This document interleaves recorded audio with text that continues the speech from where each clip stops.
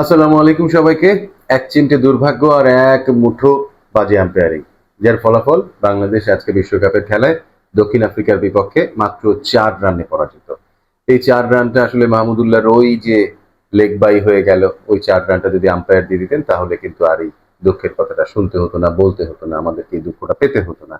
But বাজে umpiring আর দুর্ভাগ্য, সর্বশেষ ওই যে কেশব মহারাজের বলটা ফুল টস, ওটাতে আর একটা মিটার যদি পার করতে পারতেন মাহমুদুল্লাহ তাহলে তো আজকে ম্যাচটাই জিতে যেতাম। শেষ পর্যন্ত হলো না। দুর্ভাগ্য, কি আর করা।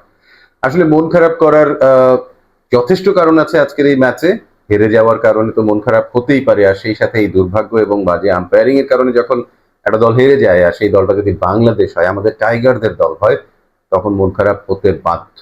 আপনার আমার আমাদের সবারই মন খারাপ, কিন্তু সেই মন খারাপের ভেতর থেকে চলুন না খুঁজে বের করি কিছু পজিটিভ আজকের এই খেলা থেকে সাইন, যেগুলো আসলে বাংলাদেশের ক্রিকেটের জন্য পরবর্তী 2 ম্যাচ এবং পরবর্তী অনেকগুলো টি-20 ম্যাচে কাজে আসবে।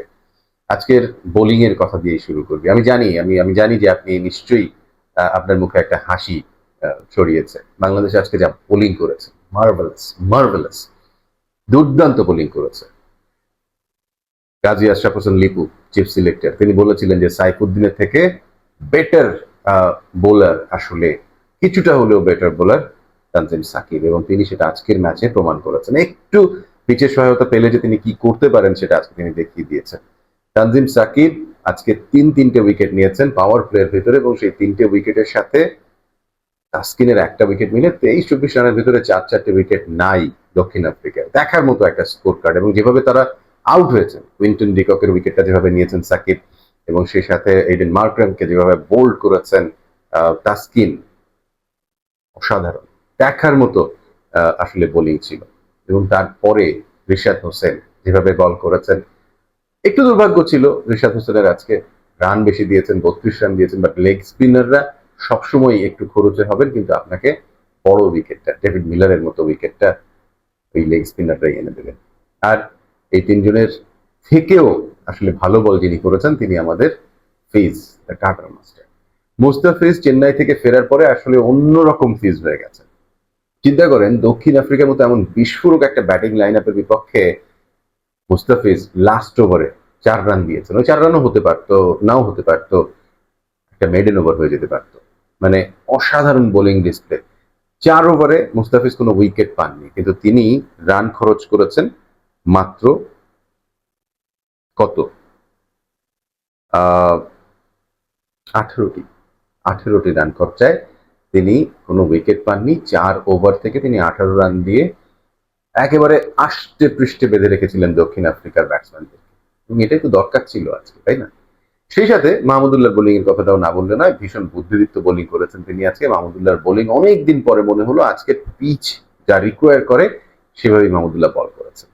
এবং তারপর ব্যাটিং এ যথারীতি টপ অর্ডারের উপরে আসলে অনেক ভরসা করে লাভ নেই, তবে সৌম্য সরকারকে বাদ দেওয়ার যে সিদ্ধান্তটা আজকে বাংলাদেশ নিয়েছিল সেটা অনেক সাহসী একটা সিদ্ধান্ত ছিল। আমি সাপোর্ট করেছি। ইনফ্যাক্ট আমি খেলার আগে যে ভিডিওটা করেছিলাম, সেই প্রিভিউ ভিডিওতেও আমি বলেছিলাম যে সৌম্য সরকারকে আজকে বাদ দিয়ে যদি সম্ভব হয় শেখ মাহাদিকে দলে নিলে বেটার হতে পারত।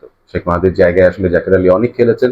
প্রথম ম্যাচ খুব ভালো কিছু করতে পারেনি, কিন্তু তারপরেও আমার মনে হয় যে জাকের আলী অনেক বিপিএল এ যেভাবে খেলেছেন, ঘরের মাটিতে যেভাবে খেলেছেন, খুব শীঘ্রই হয়তো তিনি ভালো খেলা উপহার দেবেন, এটুকু প্রত্যাশা তো করতেই পারি, এটুকু সময় তো তাদেরকে আমরা দিতেই পারি, তাই না?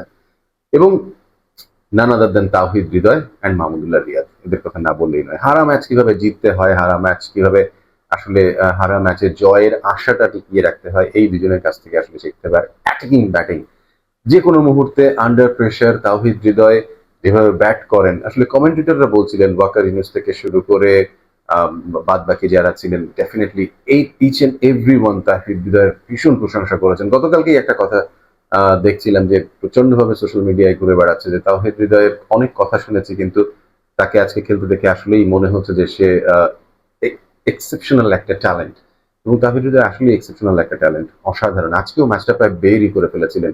আম্পায়ারের বাজে সিদ্ধান্তের কারণে ওই সময় যদি আউট না হন তাহলে হয়তো আজকে বাংলাদেশ 2-1 ওভার হাতে থাকতেই জিতে যেত, দক্ষিণ আফ্রিকার সাথে জিতে সুপার 8টা অলমোস্ট কনফার্ম করে ফেলতো। তারপরও সুযোগ ছিল। মাহমুদুল্লাহ রিয়াদ তিনি ছিলেন ক্রিজে, এবং তিনি অলমোস্ট ম্যাচটা বের করে ফেলেছিলেন। যখন 2 বলে 6 রান লাগে, সেকেন্ড লাস্ট বলটা ফুল টস পেলেন, কেশব মহারাজের ওই বলে ছক্কা হাঁকালেন, আমরা তো ভেবেছি ছক্কা, আমি ইনফ্যাক্ট ছক্কা বলে চিৎকারও করে দিয়েছি, বাট আনফর্চুনেট, চিৎকার করার পরে দেখলাম একেবারে বাউন্ডারি লাইনের কাছ ঘেঁষে এইডেন মার্করাম এসে বলটাকে তালুবন্দি করলেন। ইনফ্যাক্ট মাহমুদুল্লাহ রিয়াদ নিজেও মাথায় হাত দিয়ে ফেলেছিলেন যে তিনি নিজেও আসলে বিশ্বাস করতে পারছিলেন না ঘটনাটা এভাবে ঘটে গেল, এভাবে আসলে ম্যাচটা তার হাত থেকে বেরিয়ে গেল। জাকের আলী অনেক যখন আউট হন তখন বলছিলাম একটা কথা, যে এই একটা বল নষ্ট না করলে হতো, আউট না হয়ে একটা রান যদি তিনি নিতেন তাহলে ওইটা হয়তো আরো বেশি উপকারী হতো। It is actually game sense, যেটা একদিনে দুই দিনে ডেভেলপ করবে না, অনেকগুলো ম্যাচ এই ধরনের সিচুয়েশনে খেলার পরে ডেভেলপ করবে। সো আবারও জাকের আলী অনেকের কথা ফিরে আসলাম, অনেকেই হয়তো বলছেন কে কাকে দলে নেওয়া হয়েছে, একটু অপেক্ষা করেন, একটু সময় দেন, আমার মনে হয় সে ভালো করবে। আর সেই সাথে মাহমুদুল্লাহ রিয়াদ আর কতদিন থাকবেন, ফিনিশার তো আমাদের দরকার। সো পজিটিভলি যদি দেখেন আজকের ম্যাচে বাংলাদেশ আসলে অনেক ভালো খেলেছে, টপ অর্ডার ব্যাটাররা যদি আরো একটু ভালো করতে পারতো তাহলে হয়তো বাংলাদেশের আজকের ম্যাচটা জিতেই মাঠ ছাড়ার সুযোগ থাকতো, সেটা হয়নি। মন খারাপ করবেন না, মন খারাপ করুন এটার কারণে যে সাকিব আল হাসান পুরো ম্যাচে কোনো কন্ট্রিবিউশন রাখতে পারছেন না। সাকিব আল হাসান ব্যাট হাতেও কন্ট্রিবিউট করতে পারছেন না, বল হাতেও কন্ট্রিবিউট করতে পারছেন না। এই ওয়ার্ল্ড কাপটা কেন জানি মনে হচ্ছে সাকিব আল হাসানের খুব একটা ভালো যাবে না। সেই মাশরাফি বিন মুর্তজার শেষ ওয়ার্ল্ড কাপের কথাটা আসলে মনে করিয়ে দিচ্ছেন সাকিব আল হাসান। হোপফুলি বাকি যে ম্যাচগুলো আছে সেখানে তিনি ফিরে আসবেন, আশা করতে পারি এটাই। সমর্থন করতে পারি বাংলাদেশকে সবসময়, সমর্থক হিসেবে আমাদের কাছে, আমাদের জন্য সেটাই সবচেয়ে বড় কর্তব্য আমাদের দলের প্রতি। আর খেলোয়াড়রা মাঠে খেলুক, তারা আরো অনেক ভালো খেলুক, পরের ম্যাচগুলোতে জিতে সুপার 8 কনফার্ম করুক, সেই প্রত্যাশা করব।